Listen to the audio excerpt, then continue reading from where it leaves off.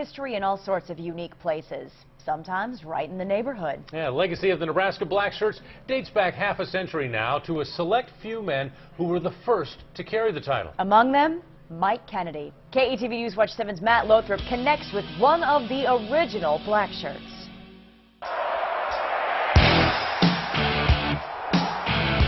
Before the music, before the bones, before the marketing, there was Mike Kennedy, an original Blackshirt. Being chased, and he is brought down on a vicious Husker drive in the middle defensively.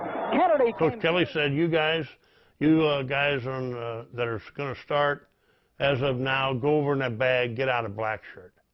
I mean, we didn't care what color it was. There wasn't any significance to it. A rule change in 1964 allowed for unlimited substitution. Defensive players could now focus on defense, and the Blackshirts flourished. By season's end, the media picked up the moniker, and opponents grew weary. The first 2 years of the Blackshirts, in 64 and 65, we led the nation in total defense and scoring defense. So after those first 2 seasons, most everybody around the country knew who the Blackshirts were. That stout squad highlighted the 65 campaign, a team co-captained by Kennedy and Frank Solich. They guided the Huskers to a perfect regular season and a showdown with Alabama in the Orange Bowl. Kennedy's career ended with a 38-29 loss to the Crimson Tide, but his final 2 seasons set the standard for dominating defenses.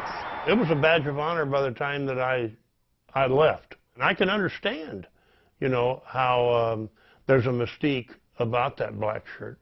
And, you know, it's kind of neat to have been in on the ground floor, but I was just fortunate to have been there. Those humble beginnings in 64 have grown into an elite fraternity, a select group featuring 34 first-team All-Americans, 19 first-round draft picks, and nearly a dozen award winners. Hands it off. Farthing, diving on the right side, cut down at the 11-yard line as Mike Kennedy submarine through. Kennedy returned to his hometown following football. The man better known as Bob Devaney's first recruit still resides in Omaha, while his legacy lives on in Lincoln. Today, his image preserves the past along the famed Tunnel Walk, ushering the next generation of Blackshirts. In Omaha, Matt Lothrop, KETV News Watch 7 Sports.